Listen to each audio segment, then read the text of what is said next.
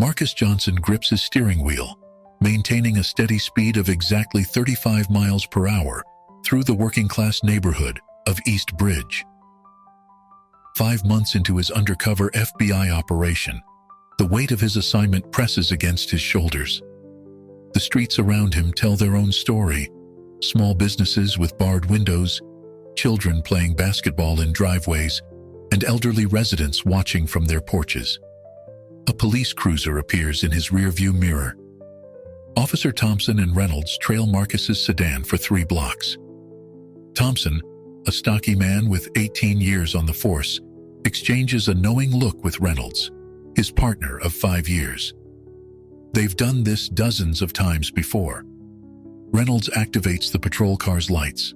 Marcus signals and pulls over, positioning his hands at 10 and 2 on the steering wheel. The officers approach with calculated movements, Thompson on the driver's side, Reynolds covering the passenger side. Their boots crunch against the gravel, echoing in the quiet street. Thompson's hand rests casually on his holstered weapon, a deliberate intimidation tactic. "License and registration," Thompson demands, not bothering with the customary greeting. His flashlight beam sweeps across Marcus's face, lingering longer than necessary. Marcus maintains eye contact while slowly reaching for his documents.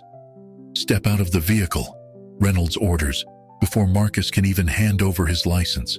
The command comes without explanation or cause. Marcus complies, keeping his movements deliberate and measured. He's been through similar situations before, both as a civilian and an agent. Thompson initiates a pat-down, while Reynolds begins searching the car without consent or probable cause. Marcus watches silently as they violate protocol after protocol. He notices Reynolds lingering near the trunk, making a show of discovering probable cause. "Pop the trunk," Thompson demands. Marcus observes Reynolds slip something from his jacket, a 9mm handgun, unregistered and previously seized in a drug bust last month.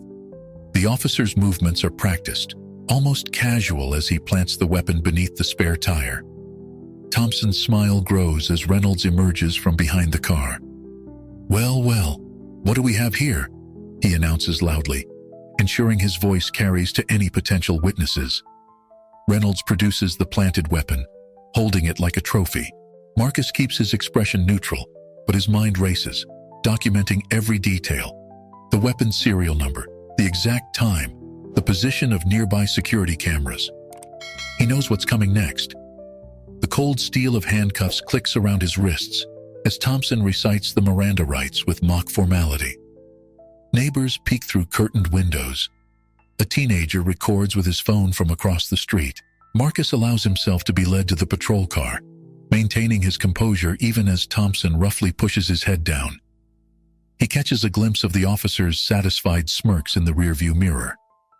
The patrol car's interior smells of stale coffee and cheap air freshener. Marcus sits straight, his training kicking in. He's no longer just an FBI agent working undercover. He's become living proof of the systemic corruption he was sent to investigate. As they drive toward the precinct, Marcus mentally records every turn, every comment between the officers, building his case with each passing minute. The holding cell's fluorescent lights buzz overhead as Marcus sits on the metal bench, his back straight against the cold concrete wall. The clock reads 11:47 p.m. He's been here for 4 hours, watching the precinct's night shift routines unfold. Through the bars, he observes officers passing, some averting their eyes, others staring too long. His thoughts drift to his father's words from 20 years ago. "The system isn't broken, son. It's working exactly as some people want it to." Now, at 35, those words carry new weight. Marcus recalls his FBI training, the years spent building cases against corrupt officials, but this time it's different. He's experiencing the injustice firsthand. Down the hallway, Thompson and Reynolds occupy their usual corner of the break room. Coffee cups steam between them as they complete their incident reports. Thompson leans back in his chair, running a hand through his graying hair. "Another dangerous criminal off the streets," he announces, loud enough for nearby officers to hear. Reynolds types the false report with practiced efficiency. "Found weapon during routine traffic stop," he mutters as he types. "Subject exhibited suspicious behavior." The lies flow easily from his fingers to the keyboard. Other officers pass by, some nodding in approval, others hurrying past with deliberate indifference. "That makes 3 this month," Thompson says, his voice lower now. "Captain will be pleased with our numbers." The implied meaning hangs in the air. Their arrest quotas, the unspoken expectations, the system of rewards for aggressive policing in certain neighborhoods. Marcus watches this performance through the cell's reflection in a nearby window. His FBI training kicks in as he catalogs every detail. Thompson's casual confidence, Reynolds' eager compliance, the way other officers navigate around them like planets around a dark star. Using his position against the wall as cover, Marcus retrieves the phone hidden in his sock, a secondary device his FBI handlers insisted he carry. His fingers move swiftly across the screen, composing a coded message. "Package delivered. Timeline accelerated. Requesting immediate support." He includes his precise location and the badge numbers of Thompson and Reynolds. The message sends silently to his FBI handler, Special Agent Sarah Chen. Marcus deletes the message and returns the phone to its hiding place, maintaining his cover as a wrongfully arrested civilian. He knows the bureaucratic wheels are now turning. Surveillance will increase, resources will be allocated, and the net will begin to close around Thompson and Reynolds. Through the cell bars, Marcus notices a young officer watching him. The officer's nameplate reads Rodriguez, and there's uncertainty in his eyes. Marcus recognizes the look, a rookie struggling with the reality of the job versus the ideals that led him to join the force. Another piece of the puzzle, another potential ally or witness. Thompson and Reynolds pass by his cell one final time before their shift ends. "Comfortable in there?" Thompson taunts, tapping his nightstick against the bars. "Better get used to it. With your record, you'll be seeing a lot more cells." Marcus maintains his silence, playing the role of a defeated man. Inside, however, his mind works methodically. He's building a mental map of the precinct's power structure, identifying potential witnesses, and planning his next moves. The planted weapon is just the beginning. He suspects Thompson and Reynolds are part of a larger network of corruption. As midnight approaches, Marcus lies down on the hard bench, appearing to sleep. In reality, he's listening to the night shift conversations, gathering intelligence. His FBI training has taught him that corruption, like any cancer, spreads through a system gradually. Tonight's false arrest isn't just about 2 corrupt officers. It's an opportunity to expose the entire diseased network. The diner sits on the corner of 43rd and Madison, its neon sign flickering in the early morning light.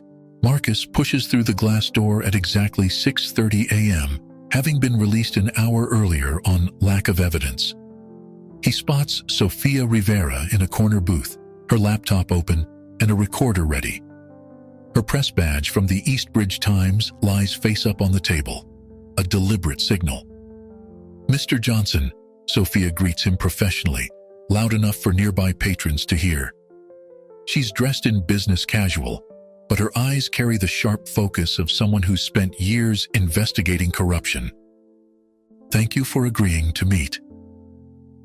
Marcus slides into the booth, positioning himself to observe both the entrance and the kitchen door. "Ms. Rivera, I understand you've been following similar cases in this precinct."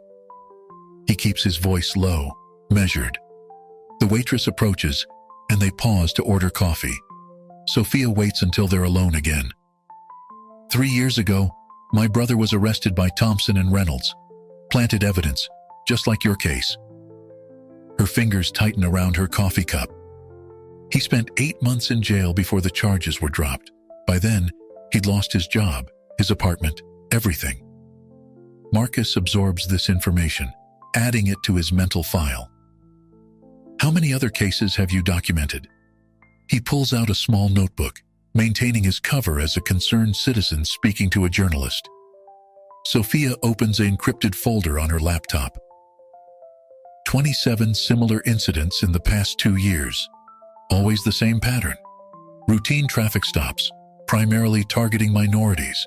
Mysterious evidence discoveries. She turns the screen slightly, showing him a spreadsheet of dates, names, and case numbers.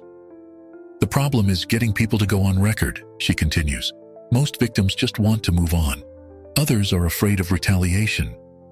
Her eyes meet Marcus's. But you're different. You're willing to fight back.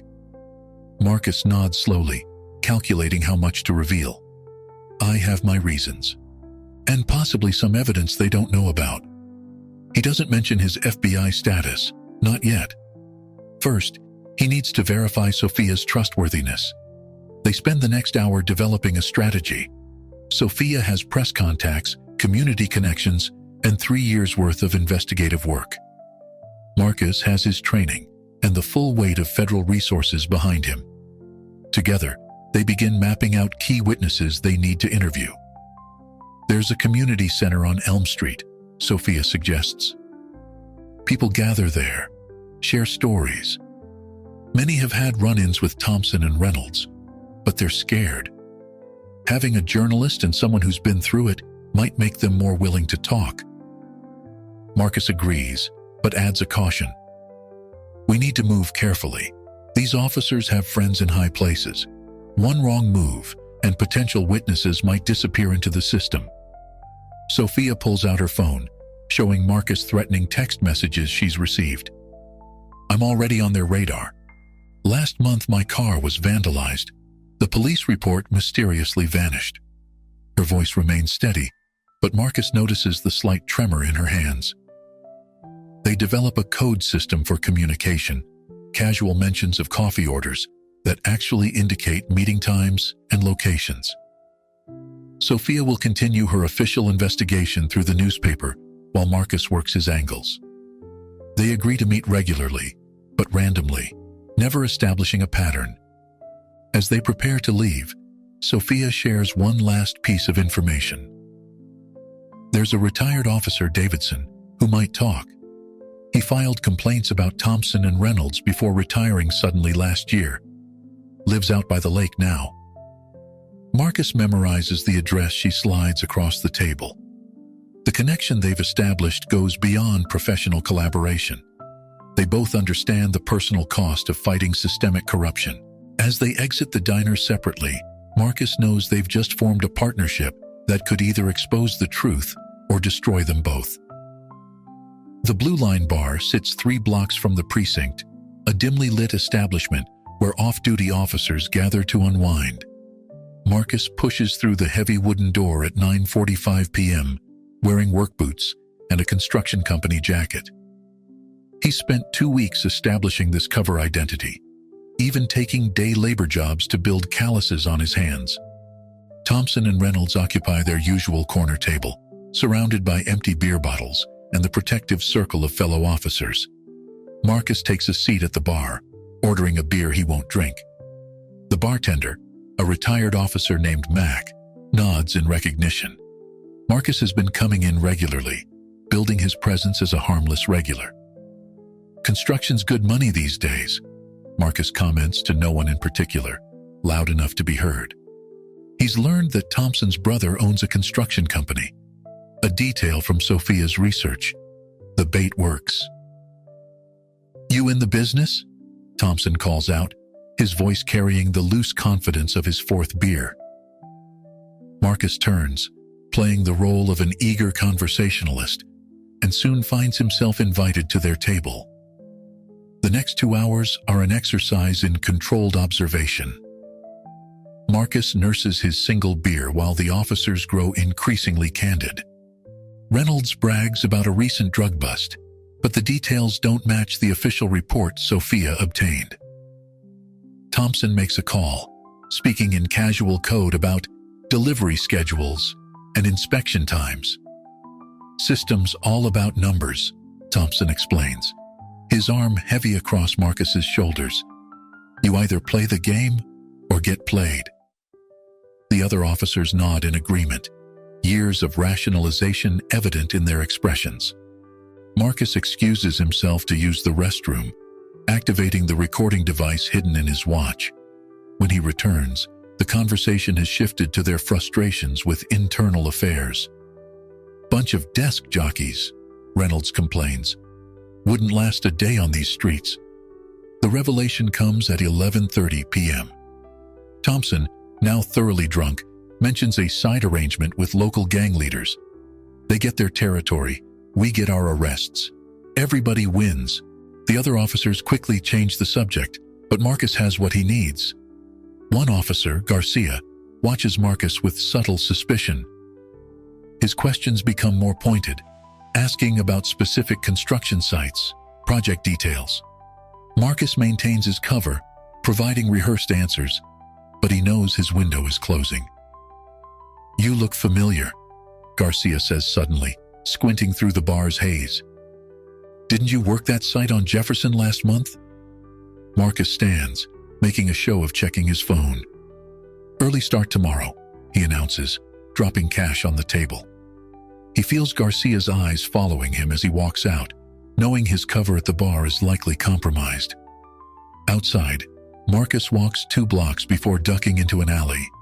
He transmits the recording to a secure FBI server, then methodically checks for tails. The information gathered tonight confirms their suspicions. Thompson and Reynolds aren't just corrupt officers, they're part of an organized system of exploitation. His phone buzzes, a text from Sophia. Davidson agreed to talk, tomorrow 3 p.m. Marcus deletes the message immediately. The retired officer's testimony could be the key to unraveling the entire network, but only if they can protect him. As Marcus drives home, he notices a patrol car in his rearview mirror.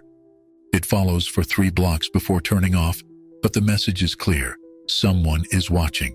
The investigation has entered a new phase, where one wrong move could unravel months of work, or worse.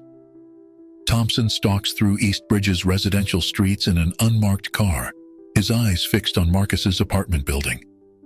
It's day 3 of their unofficial surveillance. Reynolds sits beside him, scrolling through database records on their laptop. "Something's not right about this guy," Thompson mutters, watching Marcus leave for what appears to be another construction job.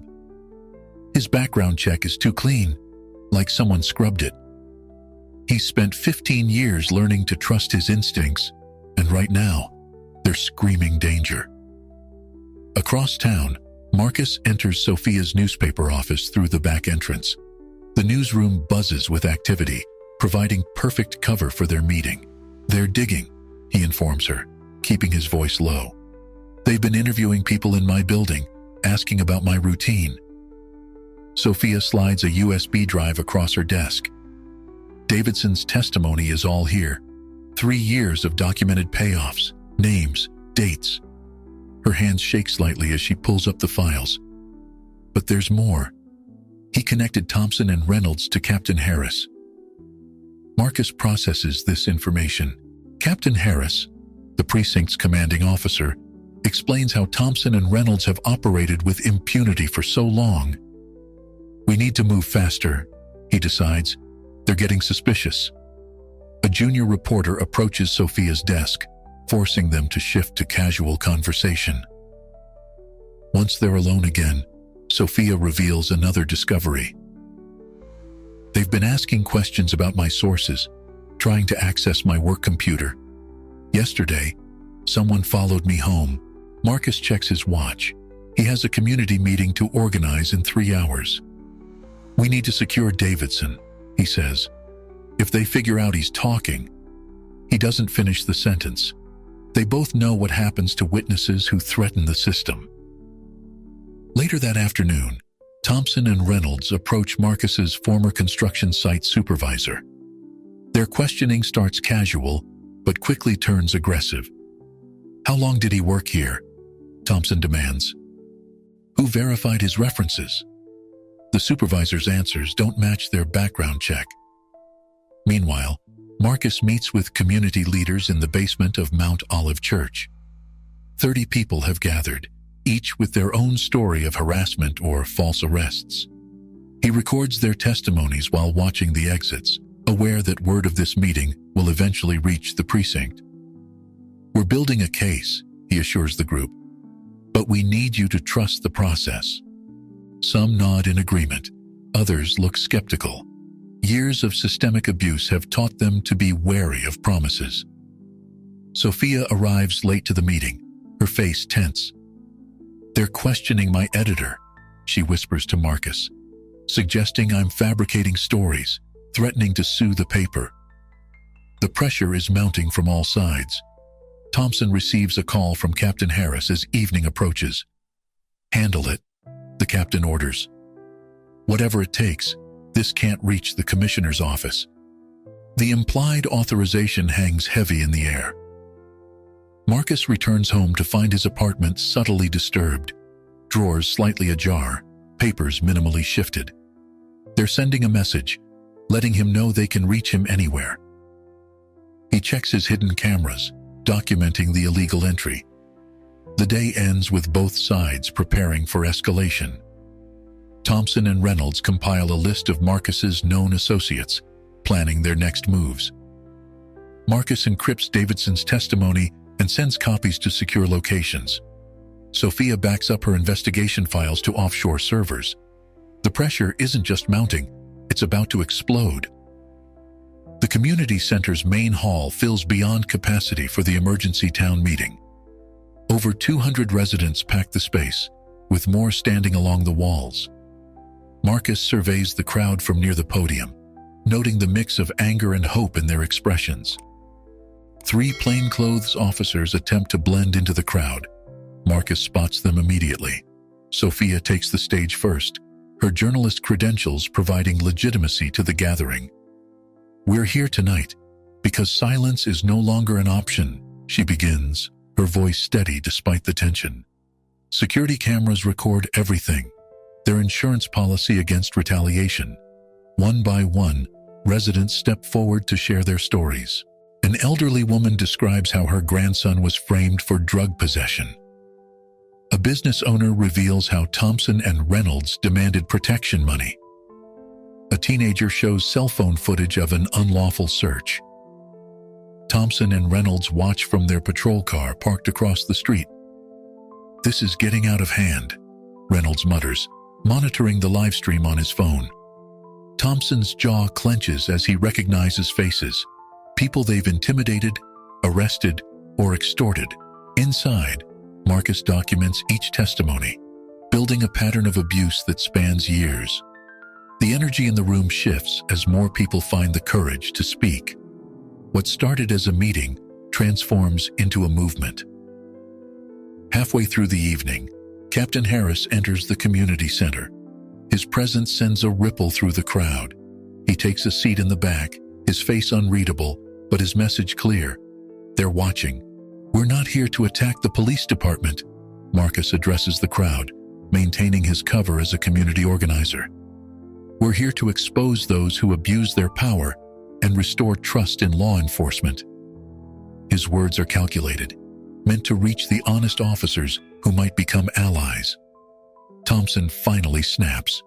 He exits the patrol car, ignoring Reynolds' attempt to stop him. The community center's door bangs open as he storms in, his face flushed with rage and fear. The room falls silent. "You want to talk about trust?" Thompson shouts, pointing at Marcus. "Let's talk about who's really stirring up trouble here, who's really dividing this community." His hand hovers near his weapon, a deliberate intimidation tactic. Marcus stands his ground, cameras rolling. "The only division here is between those who uphold the law and those who abuse it." The crowd murmurs in agreement, phones raised to record the confrontation. Thompson closes the distance, his voice dropping to a threatening whisper. "You have no idea what you're dealing with. Back off now, or things will get ugly." His eyes scan the crowd, memorizing faces. "For everyone." Sophia steps forward, recorder in hand. "Is that a threat, Sergeant Thompson? Would you like to clarify that statement for the record?" Her professional demeanor forces Thompson to check himself, aware of the cameras. The confrontation ends in a stalemate, but the battle lines are drawn. Thompson retreats, but not before issuing a final warning. This isn't over. The community center erupts in discussion as he leaves, fear mixing with determination. Marcus watches Thompson and Reynolds drive away, knowing they've reached a point of no return. The meeting continues, but with a new urgency. People exchange phone numbers, form support groups, plan legal defense strategies. Captain Harris lingers after the meeting, observing Marcus from across the room. Their eyes meet briefly, a silent acknowledgement that the next move could change everything. The captain exits without a word, leaving Marcus to wonder whether he's facing an enemy or a potential ally. Marcus sits in his FBI handler's car, parked in an abandoned warehouse lot at midnight. Special Agent Chen reviews the evidence on a secure laptop, recordings, photographs, witness statements, and Davidson's testimony. The volume of proof is substantial, but timing is critical. "We've got enough for warrants," Chen confirms, her expression grave. But moving too soon could compromise the bigger operation. Captain Harris isn't working alone. She pulls up surveillance photos, showing Harris meeting with city officials in unmarked locations. Meanwhile, Sophia's article hits the front page of the East Bridge Times. Systematic corruption in local police force, a community under siege. The story doesn't name Thompson and Reynolds directly. Legal had insisted on that. But the implications are clear. Supporting evidence fills 3 full pages, including statistical analysis of arrest patterns and anonymous testimonies. The precinct erupts in chaos as the morning shift begins. Officers cluster in groups, discussing the article in hushed tones. Thompson and Reynolds are notably absent, called into an emergency meeting with Captain Harris. The Internal Affairs Office suddenly becomes very interested in long-ignored complaint files. Outside the precinct, the community responds. A peaceful protest forms, growing from 50 people to over 300 by noon. They carry signs with quotes from Sophia's article and photos of loved ones wrongfully arrested. Local TV stations arrive, broadcasting live updates. Marcus monitors the situation from multiple angles. His FBI wire catches Thompson making frantic phone calls. "It's falling apart. We need to contain this. Yes, I understand the implications." Reynolds is seen shredding documents in the precinct basement, unaware of the hidden camera capturing every move. Sophia receives the first death threat at 2:47 p.m. An unmarked envelope appears on her desk, containing photos of her leaving her apartment, visiting her mother, meeting sources. A note reads, "Reporters should watch their step." She forwards everything to Marcus, her hands steady despite the fear. The protest grows larger as evening approaches. Community leaders organize speakers, sharing stories of abuse and demanding accountability. Marcus spots several plainclothes officers in the crowd, taking photos of protesters. He documents their badges, adding to the evidence. Captain Harris makes his move at sunset. He calls a press conference, standing on the precinct steps. "We take these allegations seriously," he announces, his voice carrying across the crowd. "A full internal investigation will be conducted." It's a calculated response, designed to buy time and create the appearance of action. But the community isn't backing down. Someone projects Sophia's article onto the precinct wall during the press conference. The crowd begins chanting, "No more lies!" The tension builds as riot police emerge from inside the building. Marcus receives an urgent message from Chen. Their surveillance has picked up chatter about plans to discredit key witnesses.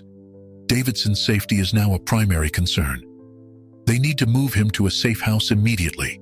Thompson and Reynolds, meanwhile, have disappeared from public view.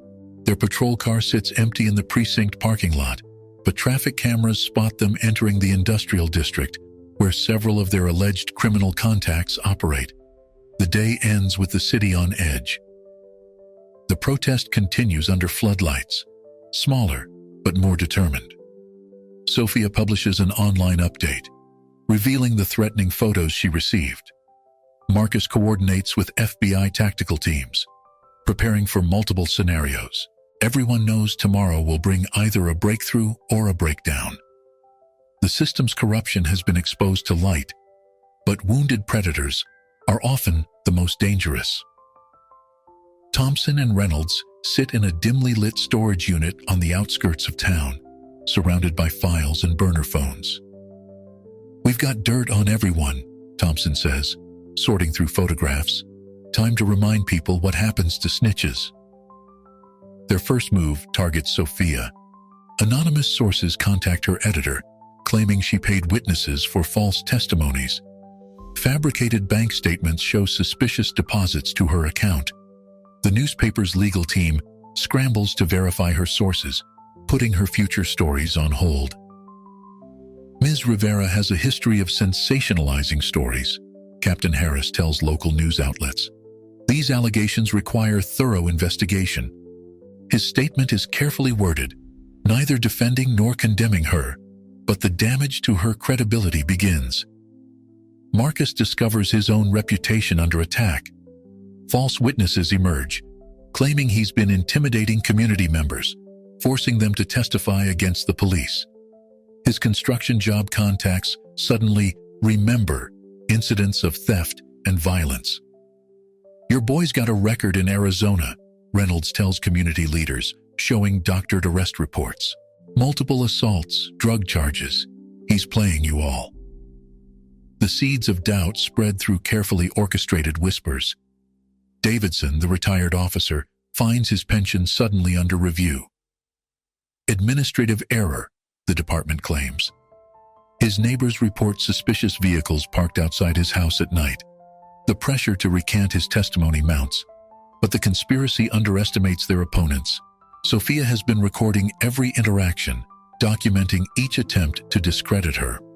Her editor, though publicly cautious, privately supports her investigation. International news outlets pick up the story, making it harder to suppress. Marcus's FBI credentials remain his ace in the hole. Each false accusation, each fabricated document adds to the RICO case they're building. Chen coordinates with federal prosecutors, preparing for a massive sweep that will capture not just Thompson and Reynolds, but their entire network. The community rallies behind them. Local business owners provide security camera footage showing Thompson and Reynolds' intimidation tactics. Church leaders offer their buildings as safe meeting spaces. Tech-savvy teenagers monitor social media, documenting the spread of false narratives. Captain Harris makes a critical mistake. In his effort to maintain control, he orders his officers to increase patrols in problem areas, a thinly veiled attempt to intimidate witnesses. Body camera footage captures these selective enforcement orders, adding to the evidence pile. Thompson and Reynolds grow increasingly desperate. Their criminal contacts start distancing themselves, sensing the shifting winds. A late-night meeting with gang leaders ends in argument.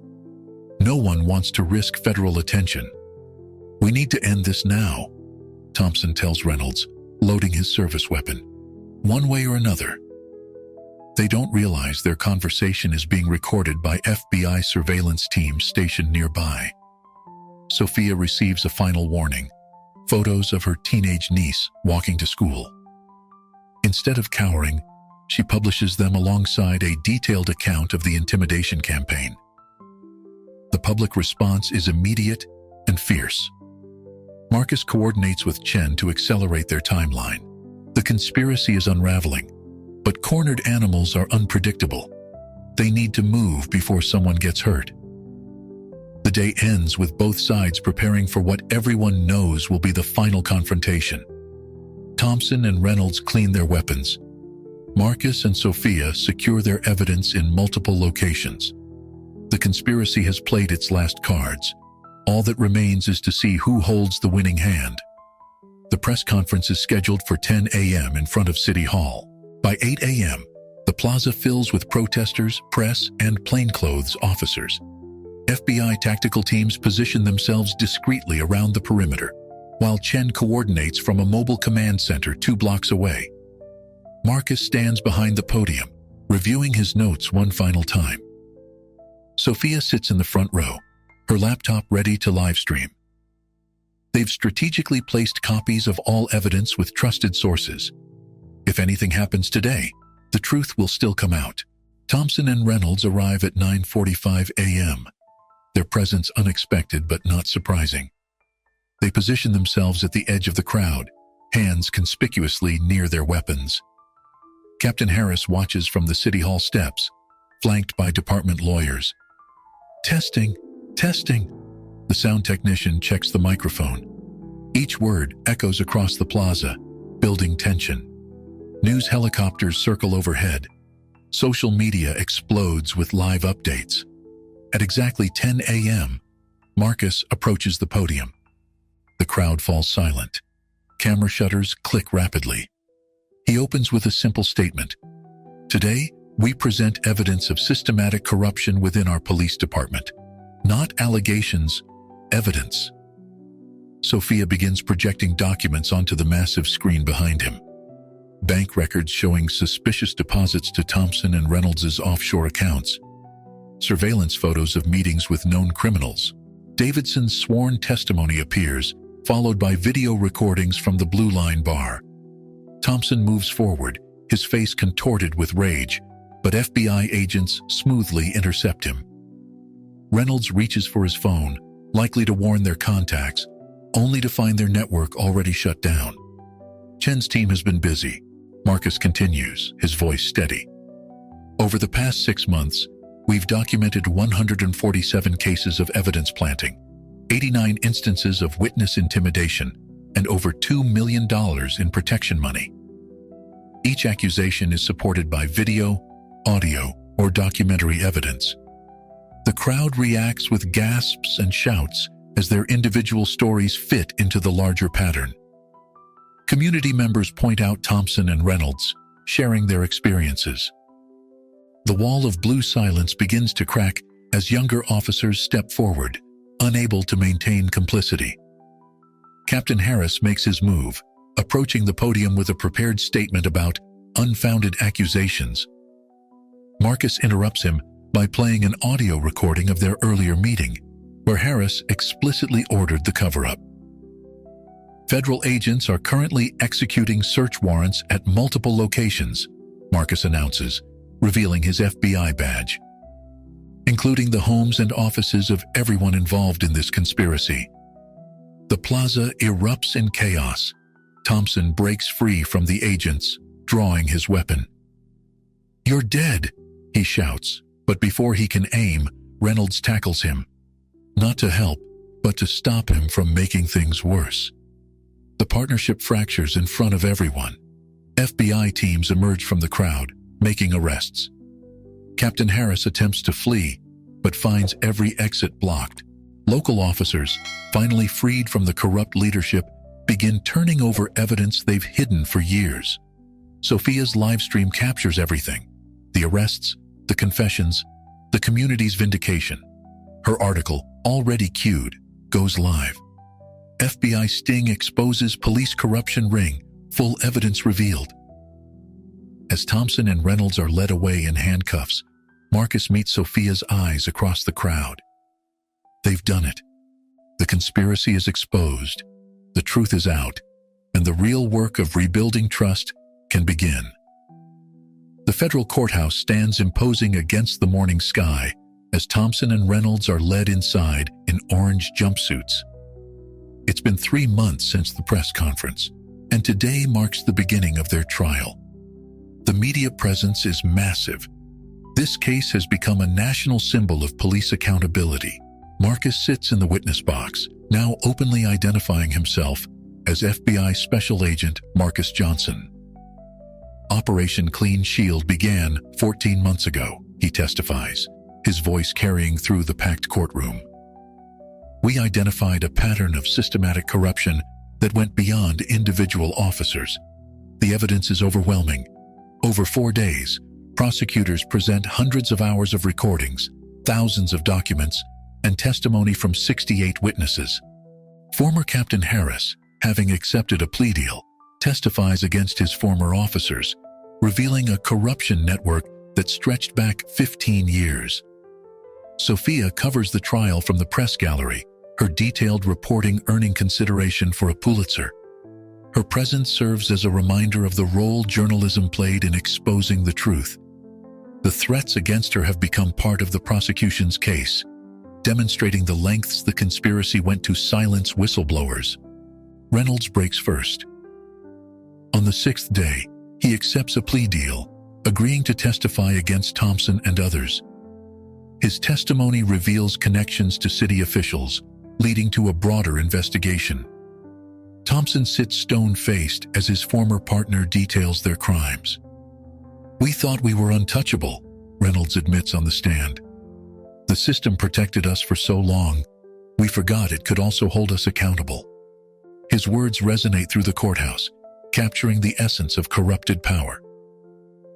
The jury deliberates for just 4 hours. The verdict is unanimous: guilty on all counts. Thompson faces 25 years in federal prison. Reynolds, due to his cooperation, receives 15. Captain Harris serves 12. The sentencing judge makes it clear: this punishment is meant to send a message.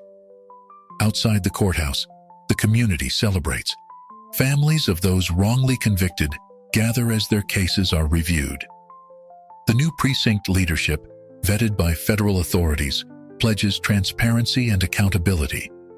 A civilian oversight board is established, with Sophia serving as a founding member.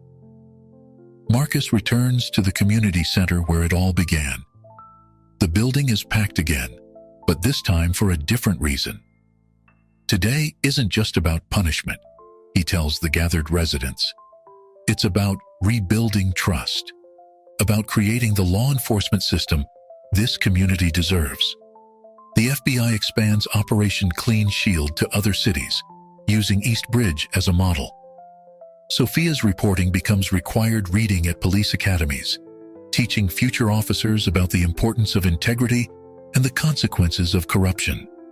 Davidson, the retired officer whose testimony proved crucial, helps establish a whistleblower support program for law enforcement. "The blue wall of silence protected the wrong people for too long," he says at the program's launch. "True loyalty means standing up for what's right." 1 year after the arrests, Marcus and Sophia meet at the same diner where they first planned their investigation.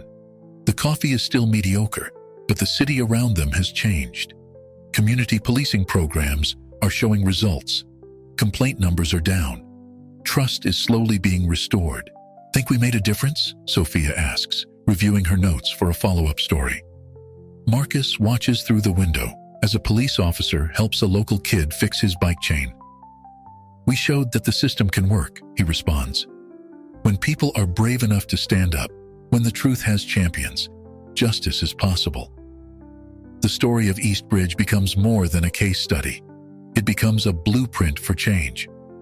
And somewhere, in another city, another officer considers speaking out against corruption, knowing now that they won't have to stand alone.